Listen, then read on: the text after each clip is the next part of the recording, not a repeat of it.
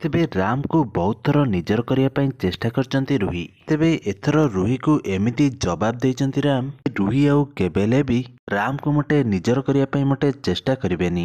ତେବେ ଯେତେବେଳେ ଖିଚି ସେ ଚାଲି ଚାଲି ତଳକୁ ଆସିଛନ୍ତି, ସେତେବେଳେ ରୁହି ଜାଣିଶୁଣି ରୁହିଙ୍କ ମଙ୍ଗଳସୂତ୍ରକୁ ବେକରୁ ଛଡ଼ାଇ ସେ ପକେଇ ଦେଇଛି। ଏହାପରେ ରୁହି ଚିକିଙ୍କର ବହୁତ ଅଧିକ ମଜାକ ଉଡ଼ାନ୍ତି। ସେହିପରି ସୁଗନ୍ଧା କହୁଛନ୍ତି ଚିକିଙ୍କୁ, ତେବେ ତୋର କ'ଣ ହେଲା? ସେହି ସମୟରେ ରୁହି ଏମିତି କହୁଛି, ତେବେ ସେ କହୁଛି କି ଆଜି ତ ମଙ୍ଗଳସୂତ୍ର ଛିଡ଼ି ଯାଇଛି, ତେବେ କାଲି ରାମ ଚିକିକୁ ଛାଡ଼ି ସବୁଦିନ ପାଇଁ ଚାଲିଯିବ। ତେବେ ଏହାପରେ ରାମ ଉଚିତ ଜବାବ ଦେଇଛନ୍ତି ରୁହିକୁ। ତେବେ ରାମ ଏବଂ ଚିକିଙ୍କ ଯୋଡ଼ି ସବୁଦିନ ପାଇଁ ରହିଆସିଛି ଏବଂ ଆଗକୁ ମଧ୍ୟ ରହିବ। ଏହାପରେ ରାମ ଚିକିଙ୍କୁ ସେ ମଙ୍ଗଳସୂତ୍ର ପିନ୍ଧେଇଛନ୍ତି। ସେହି ସମୟରେ ରୁହି ବହୁତ ପୁରା ଈର୍ଷାରେ ସେ ଜଳି ଯାଇଛନ୍ତି।